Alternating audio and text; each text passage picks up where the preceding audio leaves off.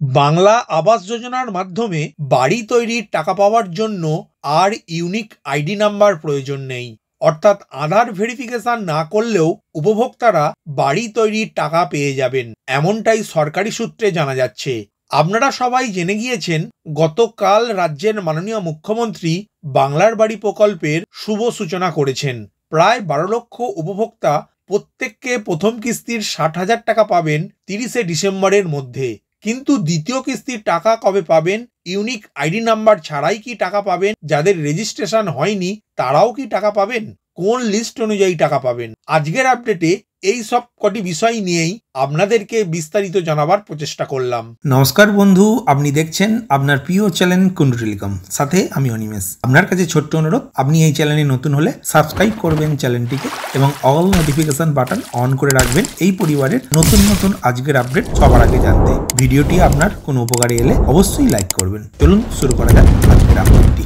রাজ্যের মাননীয় মুখ্যমন্ত্রী মমতা বন্দ্যোপাধ্যায়ের আনুষ্ঠানিক শুভ সূচনার 24 ঘন্টার মধ্যেই জেলায় জেলায় বাংলা আবাস প্রকল্পের প্রথম কিস্তির বরাদ্দ পাঠিয়ে দিয়েছে রাজ্য সরকার।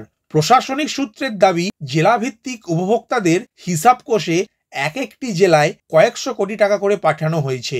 প্রথম কিস্তিতে এক একজনকে 60,000 টাকা করে দেওয়ার কথা।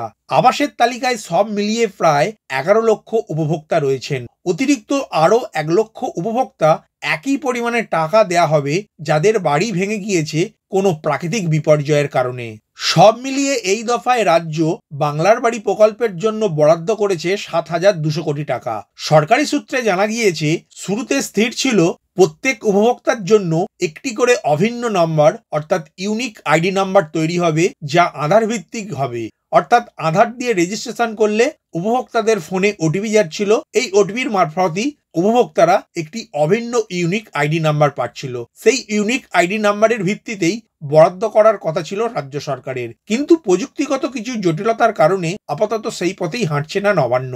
বরং চূড়ান্ত অনুমোদন পাওয়া উপভোক্তাদের একটি মাস্টার রোল তৈরি করে ট্রেজারির মাধ্যমে উপভোক্তাদের সংশ্লিষ্ট ব্যাংক অ্যাকাউন্টে সরাসরি টাকা পাঠানো হবে।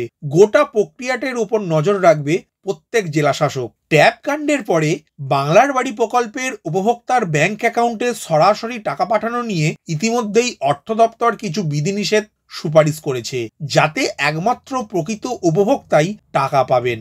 একজনের টাকা অন্যের অ্যাকাউন্টে না যায় অথবা ভুয়ো অ্যাকাউন্টে টাকা চলে যাওয়ার মতো ঘটনা ঠেকাতেই এই বিধিনিষেধ মেনে চলতে হবে প্রত্যেক জেলা শাসকদের। ইতিমধ্যেই প্রত্যেক উপভোক্তার ব্যাংক অ্যাকাউন্ট বা পোস্ট অফিস অ্যাকাউন্ট যাচাই করা সম্পন্ন হয়েছে। প্রথম কিস্তির 60,000 টাকায় বাড়ি তৈরির কাজ বেশ কিছুটা এগিয়ে যাওয়ার পরে দ্বিতীয় কিস্তিতেও প্রত্যেক উপভোক্তাকে 60,000 টাকা করে পাঠাবে রাজ্য সরকার। তাতেও প্রায় 7,200 কোটি টাকা বরাদ্দ করা হবে। প্রশাসনিক সূত্রের অনুমান, সেই বরাদ্দ দেওয়া হবে নতুন আর্থিক বছরে। কারণ অন্তত মাস চারেক বাদে আগামী মার্চ মাসে চলতি আর্থিক বছর অর্থাৎ 2024-25 আর্থিক বছর শেষ হবে। আবার এই বিপুল সংখ্যক বাড়ি তৈরির জন্য প্রয়োজনীয় ইমারতি দ্রব্যের যোগান যাতে স্বাভাবিক থাকে, তাও দেখতে হবে জেলা প্রশাসনগুলিকে। সব মিলিয়ে এক একজন উপভোক্তা বাড়ি তৈরির জন্য পাবেন মোট 1,20,000 টাকা। এখানে উল্লেখ্য, সরকারি বিধি অনুযায়ী দুর্গম এলাকার উপভোক্তাদের জন্য এই বরাদ্দ 1,30,000 টাকা করে। সুতরাং আজকের আপডেটের মাধ্যমে জানতে পারলেন, উপভোক্তারা ইউনিক আইডি নাম্বার ছাড়াই বাংলার বাড়ি প্রকল্পের টাকা পাবেন। তবে সব উপভোক্তা যে 2-1 দিনের মধ্যেই টাকা পেয়ে যাবেন তেমনটা হবে না।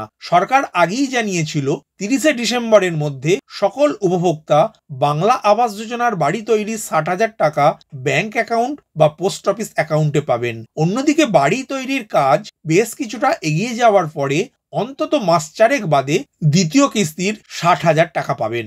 ভিডিওটি প্রথম থেকে শেষ পর্যন্ত দেখার জন্য ধন্যবাদ। এই ইনফরমেটিভ আজকের আপডেটটি আপনার বন্ধু ও পরিচিতদের জানাতে বেশি বেশি করে শেয়ার করবেন, আর অবশ্যই কমেন্ট করবেন ভিডিও সম্বন্ধে আপনার কোনো ডাউট বা জিজ্ঞাসা থাকলে, এবং আপনার কোনো মতামত জানাবেন। ভালো থাকবেন, সুস্থ থাকবেন।